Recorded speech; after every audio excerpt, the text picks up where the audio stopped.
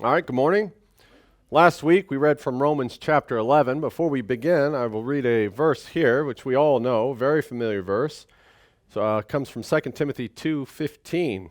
Study to show thyself approved unto God, a workman that needeth not to be ashamed, rightly dividing the word of truth. Now you'll hear the first part of that verse an awful lot. But you study to rightly divide the word of truth. Another translation puts it this way, which I think is very practical to us today. Make every effort to present yourself before God as a proven worker who does not need to be ashamed, teaching the message of truth accurately. Now that sounds more applicable to everyday Christians who get directions from the Bible, does it not? And that's the reason we're here. That's the reason why I teach. So from Romans 11, verses 1 through 11, I believe, is what we did last week. We're going to review what we did last week very quickly. So in verse 1, Paul is telling the believers in Rome that God has not changed his mind about his election of Jacob, Israel, and Jacob's descendants. Paul also identifies himself as an Israelite. From the tribe of Benjamin, we see. And then verses 2 through 4, God has not rejected or thrown away his chosen ones, the people he foreknew and called. Now that was this chosen people that he foreknew. Paul also references the time of the prophet Elijah as an example of God's faithfulness to his people, that he always reserves for himself a number of the elect. That's why Paul brought out the story of Elijah there. Verses 5 and 6. So what Paul's saying here, so brothers of the seed of Jacob, God in his sovereign grace selected and preserved a remnant who he gave spirit, faith, and the ability to believe in Christ. That too comes from God. John the Baptist said it. No man can have anything except God gives it to him. Paul's reiterating that. Thus, if election is by God's grace, then rituals and works have no place in the choice made by God. That's what Paul is straightening out here. You have to think, these believers in Rome are relatively new Christians, and the Messiah had just come and gone, straightening out a lot of new things. Verses 7 through 10, Paul says, God's people, except for a small remnant of the elect, failed to recognize the Messiah. Therefore, they rejected him along with the Jewish authorities who were of Edom, who happened to reside in Judea. Right? Very important we understand this. And those people of Edom who happened to reside in Judea were also known as Jews. Okay? And of course, they, with the Jewish authorities, we know, eventually crucified him. Okay? But notice in verse 8 here, Paul says, according to as it is written, God has given them the spirit of slumber, eyes that they should not see, and ears that they should not hear, unto this day. Now, as it is written, that ought to be a signal to us that Paul is quoting the Old Testament. Should have been the only Bible he had at the time. He's not about to write this letter in Romans and say, you guys stick around for a little bit and you'll see that we don't need the Old Testament anymore. No, he always reiterates what the Old Testament taught us. Who? The people he's addressing, the seed of Jacob. So Pastor Reed and Paul here are addressing the same exact people. Very important to know. Makes Romans a lot easier to understand. So, Paul is actually quoting Isaiah 29, and we'll go there to see what exactly and why he's quoting Isaiah 29, because there is a method to the madness. It's not just a random Bible verse that Paul picked out to read to the Romans. Isaiah 29:10. For the Lord has poured out upon you the spirit of deep sleep and has closed your eyes, the prophets and your rulers, the seers he has covered. Now notice this is the work of the Lord. Verse 11. And the vision of all is become unto you as the words of a book that is sealed, which men deliver to one that is learned, saying, read this, I pray thee. And he saith, I cannot, for it is sealed. And the book is delivered to him that is not learned, saying, read this, I pray thee. And he saith, I am not learned. Wherefore? In other words, because of all this, the Lord said, for as much as this people draw near me with their mouth, and with their lips do honor me, but have removed their heart far from me, and their fear toward me is taught by the precepts of men. So we have here false religion among Israel. Look at verse 22. Therefore, thus saith the Lord, who redeemed Abraham concerning the house of Jacob, Jacob shall not now be ashamed, neither shall his face now wax pale. But when he seeth his children, the work of mine hands in the midst of him, they shall sanctify my name, and sanctify the Holy One of Jacob, and shall fear the God of Israel.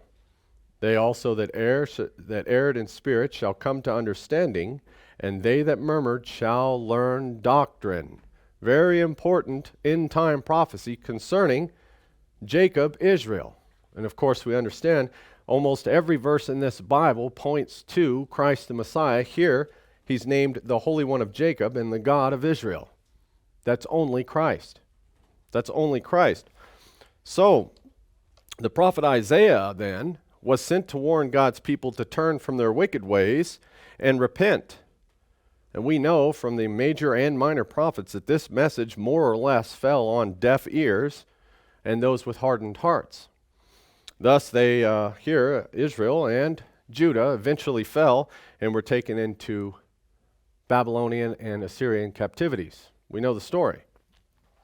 So Paul in Romans is using Isaiah 29 as an example to illustrate a parallel between the people of Isaiah's day and the Judeans living in Judea and Jerusalem in his day. You see, he's quoting their history to them.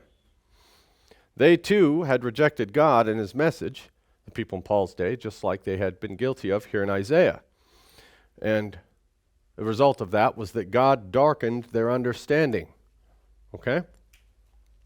Yet in verse 8, Paul quotes from another book. There's a second quote in that, verse 8, and that'll bring us to Deuteronomy 29.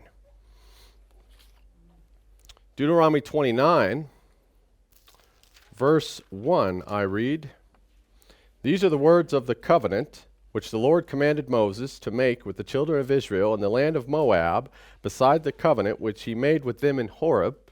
And Moses called unto all Israel, and said unto them, Ye have seen that the Lord did what the Lord did before your eyes in the land of Egypt unto Pharaoh, and unto all of his servants, and unto all his land." Notice Moses is quoting our history back to us. And I know that every time we seem to read about Egypt and Pharaoh and the Exodus, it seems like Pastor Reed is being redundant. But I'm not. It's the repetition here is found throughout the whole Bible. And you ask any grade school teacher, the best way to teach someone is through what? Repetition. So God always reiterates what he did for us by quoting back to us our history. This is God's words through the prophet Moses. Verse 3, "The great temptations," that word can be translated trials, "the great temptations which thine eyes have seen, and the signs, and those great miracles, yet the Lord has not given you a heart to perceive, and eyes to hear, or eyes to see, and ears to hear unto this day." Here's another proof that God has darkened. People who won't hear his word, he's darkened their understanding. For what purpose? Paul's using this quote from Deuteronomy to illustrate and verify that even though the history proves what God's done to us on eagle's wings, that there are some that believed and obeyed, while the rest were hardened. You see, this is a composite of Israelite history, and it's gone down all down through the ages, that some believed, some don't. He says that God gave them the spirit of slumber, and that word in Greek means a spirit of stupor or dullness, to stupefy or to make stupid. This is what God puts on these people. This stupor, according to Moses, just as we found in Isaiah, involves eyes that will not see and ears that will not hear. And keep in mind that these words are spoken to Israel, and as we can observe today, they certainly still apply to a vast majority of the seed of Jacob. Do they not? This statement in Deuteronomy was spoken by the Lord through Moses, I see, to the children of Israel while they're in Moab. And it's not a case of God electing some here while hardening others there. You see, what it is, God selected some out of all men whose hearts have been hardened as a result of the Adamic fall. So, I can prove that with another one of Paul's writings in Romans 3, what Paul says about that is what? That God selected some out of all men who've been hardened. Romans 3:9. What then? Are we better than they? No, and in no wise. For we have before proved, both Jews and Gentiles, that they were all under sin. As it is written, there is none righteous, no, not one. There is none that understandeth, there is none that seeketh after God. They are all gone out of the way, they are together become unprofitable. There is none that doeth good, no, not one. So here Paul's saying what we've just thought of Moses is saying and addressing who?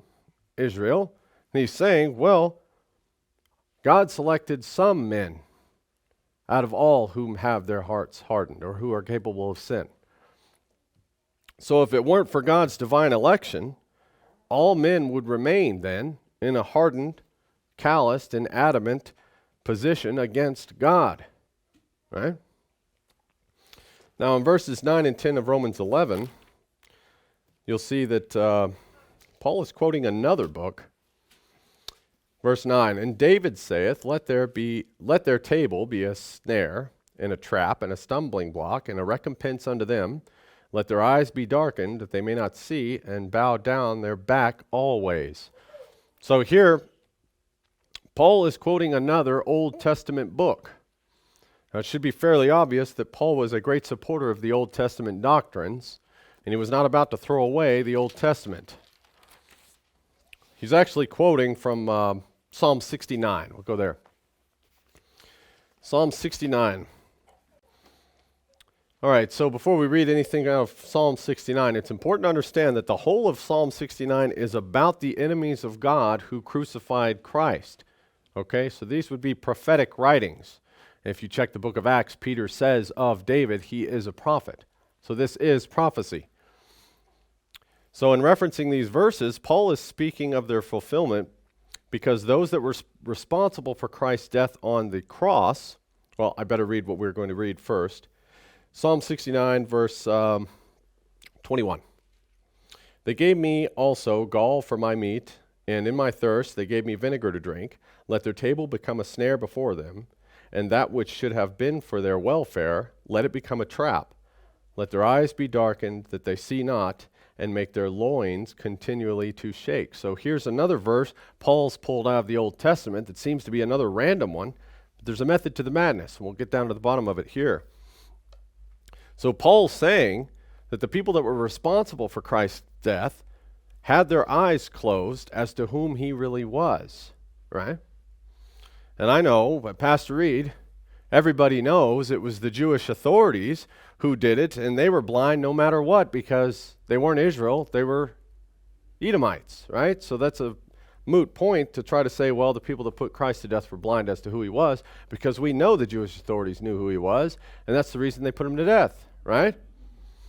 Well, I would remind you that Annas and Caiaphas, now Caiaphas was Annas' son-in-law, they were both high priests of the Aaronic priesthood of the tribe of Levi.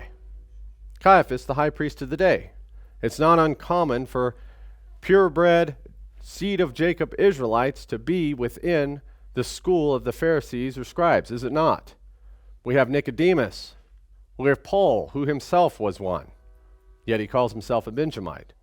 Here Caiaphas, which we know is the high priest in Jesus' day, Caiaphas must have been a member of the tribe of Levi. But because of their blindness, they conspired with and consulted the Jewish scribes and elders in order to try to take Christ by trickery and kill him, which we know they eventually accomplished, right?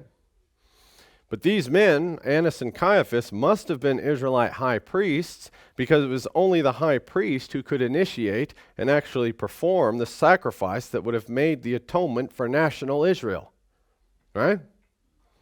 Think about it. Think about God's laws governing sacrificial rites. Okay, we have the sacrifices taken care of on the daily, and then of course we have the one time done by the one high priest for all of national Israel, right? An interesting point to make if you think about it. Well, if the So animal sacrifice in the Old Testament was done for national Israel. Was it done for national Israel, those that believed, or was it done for national Israel as a whole, including those who believed and those who didn't believe? Were you covered still? God said he'd save all of Israel. Is he going to do that? So, if Christ's sacrifice then, as the high priest for his children, national Israel, was done by an outside party, it wouldn't have made a difference then. It's against the law. It's done exactly as God's law spells out, hence the reason why we no longer carry out the ordinance of sacrifice. He was the ultimate sacrifice. So, David mentions a table here as well. This goes right along with what we've just discussed then. The table is referenced as becoming a snare. Now, this table refers to the Passover table. Okay?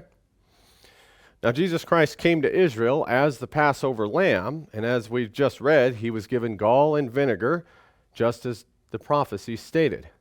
In the Old Testament tradition of the Passover, the men in Israel would gird themselves about the loins in memory of the fear that gripped the people during the time of Egypt when the destroyer passed through. The terror, right? And as 1 Corinthians 5:7 states, even Christ, our Passover, is sacrificed for us. Another one of Paul's writings. So we as Christian believers in the here and now understand that the communion we take in remembrance of Christ's sacrifice is the Passover feast, right? We recognize the Messiah. Now, therefore, the enemies of God who deny Christ as God's Son, the Messiah who Moses wrote about, those who still practice the Passover of old,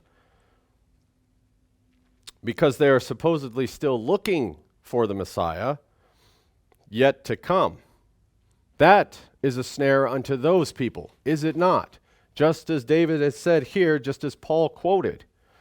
So, the tradition that is the Passover tradition, that table is a snare, and we understand it as a blasphemous ritual that outright denies Christ. Now, there is a group of people on this earth who still practice the Passover that the Hebrews did back in Egypt, right? Why do they still feel it necessary to do that one instead of partake in the Holy Communion? Because they deny Christ. It's the same reason they want to build a temple. It's the same reason they want the red heifer. It's the same reason they do everything they can to prove that Jesus Christ is not who he says he is. And you get that out of their own writings. So, David was correct. The table has become a snare. Paul says in Romans 11:10, as we read, that they bow down always, just like we did in Egypt. You see, hanging on to that old tradition instead of looking forward to the shadow and type, which is the communion, the Lord's Supper, denies Christ his kingship and title as the Messiah, Savior of the world. So that's what David was writing about, and that's why Paul's pulling these verses. So let's look at Romans 11:11. I say then, have they stumbled that they should fall? God forbid, but rather through their fall salvation is come unto the Gentiles, for to provoke them to jealousy. Now to truly understand this verse, and verse 12, which we'll read, now if the fall of them be the riches of the world, and the diminishing of them the riches of the Gentiles, how much more their fullness? Very confusing legal language, is it not? That's why a lot of people gloss over Romans, especially these 9, 10, and 11. The number one reason is they don't figure out who this has been written to. So, to truly understand 11 and 12, which is not confusing at all, by the end of the morning you'll understand this just like I do, and just as Paul did, we have to identify who the they are in this verse. The Bible's a book of pronouns, so we pay attention to those, right? After Genesis 25, it's only about one people anyway. So the they here, who stumbled then? Isaiah 8 will fill us in. Go to Isaiah 8. Who stumbled? Who's they? Paul's writing about. Isaiah 8, look at verse 14. And he shall be for a sanctuary, but for a stone of stumbling and for a rock of offense to both the houses of Israel, for a gin, word means trap, and for a snare to the inhabitants of Jerusalem. And they among them shall stumble and fall and be broken and be snared and be taken. Bind up the testimony, seal the law among my disciples, and I will wait upon the Lord that hideth his face from the house of Jacob, and I will look for him. Behold, I and the children whom the Lord has given me are signs and wonders in Israel from the Lord of hosts, which dwelleth in Mount Zion. Right there is the very definition of what Romans 11 is all about, those verses. That's it. That's why Paul's saying these things. So a portion of both Israel and Judah have stumbled. And you'll notice here that verse 13 is pointing to Christ once again in the prophecies of Isaiah. So those who fall or have fallen are the many in Israel and Judah, those who have refused the righteousness of Christ. Paul is concerned here in chapter 11 of Romans with the Israelites who are still fallen or in disbelief. The rock of offense. Disbelief in what? Well, Christ. So look at the end of verse 11 again. And I say, but rather through their fall salvation is come unto the Gentiles for to provoke them to jealousy. But rather through their, who? Israelites under the old covenant, fall, salvation is come unto the Gentiles. Not just non-believing Israelites who are without Christ, but all Gentiles, all nations and peoples who are without Christ. Right? Those to whom the word of the Lord goes out to, provided Israel sets the stage for the gospel by leading by example. You see? These people mentioned in the prophecies that we read last week, the ones that are supposed to turn and be fascinated by Israel's behavior and them keeping the law and then be turned on to the gospel and the Messiah. These are the people Paul is talking about. It's a cascade, you see. Israel does what they're supposed to do, and in turn, the other heathens, the nations, the Gentiles, the people of the world, turn and see the Messiah as well. By what? Israel doing what she's supposed to be doing, obeying the law and leading by example. Leading by example as dominion Christians. So the entire world was to be saved through God's instrument, Israel.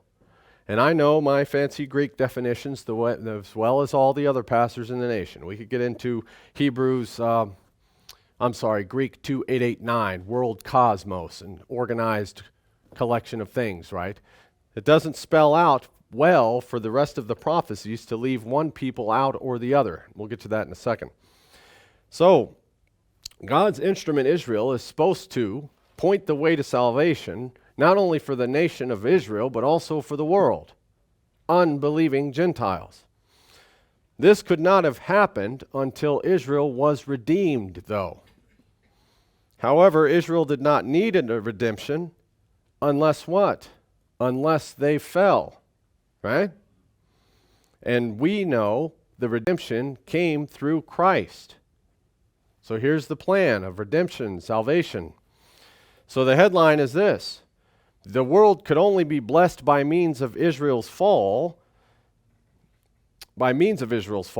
since it would have never been able to fulfill, national Israel would have never been able to fulfill their role as God's instrument in spreading the gospel of the kingdom under the terms of the old covenant. That's impossible. We know why the old covenant didn't work. That makes Jesus, then, both the Savior of the world and the Redeemer of Israel. Two functions. So God's plan of salvation has Israel's redemption at the forefront so that then they may evangelize the world to the end that the world recognizes Christ. End-time prophecy states that in the end, it culminates with every tongue confessing and every knee bowed. Does it not? Now there's the plan. It's a microcosm right here in Romans 11. And as I said last week, today God's plan of salvation has been preached backwards and turned upside down. To this provoke them to jealousy is the problem. Now, it's commonly taught in modern churches this way, to provoke them to jealousy. That means, according to the modern preachers, that us Gentiles, those who are not Jewish yet are Christians, Gentiles, us Gentiles will believe so much in Jesus that then God's real chosen people, the Jews in Palestine, they'll be so jealous of how much God favors us, they'll have no choice but to turn and realize finally that Christ is the Messiah, and then they get all the blessings and the covenants listed throughout this Bible, including a brand new land of milk and honey, and all the things that we know have happened in our own history all of a sudden becomes true for the Jews. And of course, I think I've even heard it. I don't really know what they do with the Christians that have spent their whole lives believing in Jesus. I guess we get a consolation prize or second place ribbon. But that's the way it's taught, you see, that we as Christians need to be the best Christians we possibly can to make those Jews over there jealous so that they'll finally see that they're God's chosen people. And that's the whole reason we're Christians, just to make them jealous of us. And we know Jacob and Esau, we know the story behind that. We know end-time prophecy, it states the opposite. We know this. Now, kingdom teachers and ministers also get it a little wrong. So they teach it this way. They will pit Judah versus Israel in every case.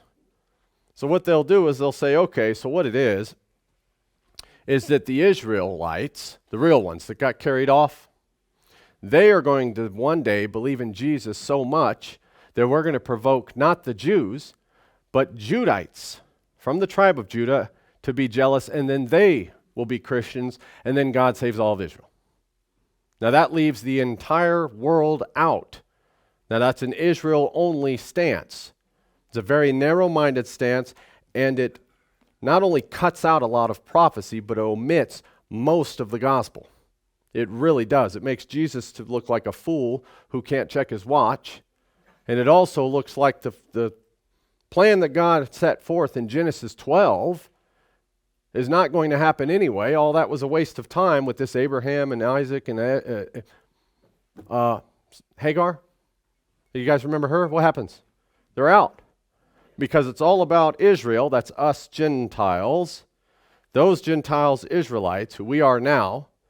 Now somehow throughout history, Israel and Judah stayed distinct. Now Paul here when you see here in Romans 11, Paul is announcing these words to national Israel and Judah as a whole. So Paul's doing that, and yet today modern kingdom teachers say, well, no, Paul's talking just to the Israelite Gentiles who will one day provoke to jealousy the Judites, and then will be one happy family under one king. Well, that's already happened. Paul talked about that a few chapters ago. The one head, the one shepherd, the cornerstone, all that stuff.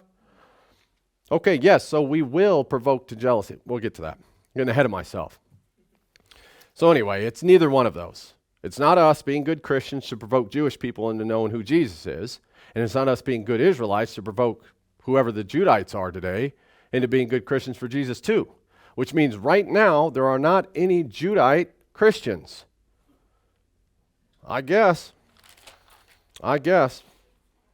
So really what we have going on in Romans 11 is this. We have two different groups of people who provoke someone to jealousy, okay?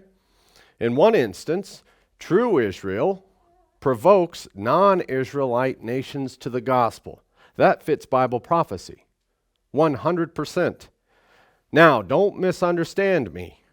Just because a non-Israelite confesses Christ as the Messiah does not make them a physical descendant of Abraham, Isaac, and Jacob. It does not. It's scientifically impossible for one man to change his genealogy on the confession of faith. Okay, I don't know why you would go that way. Other races can see the benefits of keeping God's law and realizing Christ is the Messiah without being the seed of Jacob. It happens all the time. It's observable, right? You guys know this. Very practical, yet some people think it's impossible. and yet something we see every day in the end of the age. Okay. So, and also, when a non-Israelite confesses Christ as the Messiah with his lips and believes in his heart that he is the Savior of the world, that does not entitle them to the promises and covenants God made with his covenant children. That's exclusive. That is exclusive. You look at the contracts and the clauses and the legal arguments, as we talked before, there is no way for third parties to come in. It's impossible. Third parties being someone other than racial Israel. Okay? National Israel. But God does not leave them out. He has a plan of redemption and a plan of salvation. Both work together to the end. And there's a whole lot of Paul's writings and a whole lot of the Old Testament that speaks about these secret things, these mysteries that that Paul is trying to say that God has. What are the secret things? What are the things that are darkened to us? That's God's timeline. It's not for us to know. Pastor Reed doesn't know the times that Jesus Christ is going to come down on this earth. We know these things. Those are the secret things. And I'm fairly certain that if I was so worried about the other races, if I asked Jesus personally, King Jesus, what are your plans with everybody else except for true Israel? I'm sure Jesus would tell me, it's none of your business. It's none of my business. I'm to do what I was told to do in this book he gave us. His plan with the other races is his plan. I suppose if I want to see it all come to fruition, all I have to do is get to the kingdom and watch. Hopefully I'm a part of that as an overcomer to delegate the gospel to those people. Now there's several layers to the eons and eons of the kingdom. I do not know every play-by-play of them. No man does. That's the mystery, the secret things Paul's talking about. But we have here a clue. So, in the other case here, so in one instance, true Israel provokes non-Israelite nations to the gospel of the kingdom, right? The other instance in Romans 11 is true Israel, a remnant of them, that'd be the believers, they provoke the rest, meaning the remaining unbelieving Israelites, to the gospel of the kingdom. So there's the role of the believing remnant right there to provoke not only our family, non-believing Israelites, nationally. Notice I'm putting the house of Judah and Israel together in that statement. I'm fairly certain that in so doing that, the rest of the people around us who are in this nation anyway will turn and see our behavior, and they'll come to Christ the King and confess. Right? That's the story of the gospel. So, and I can see, I'm sorry from my time and my notes here, we'll have to consider this next week because we do have I'm happy to announce, we do have 2 families here visiting who are partaking in baptisms this morning. Baptisms.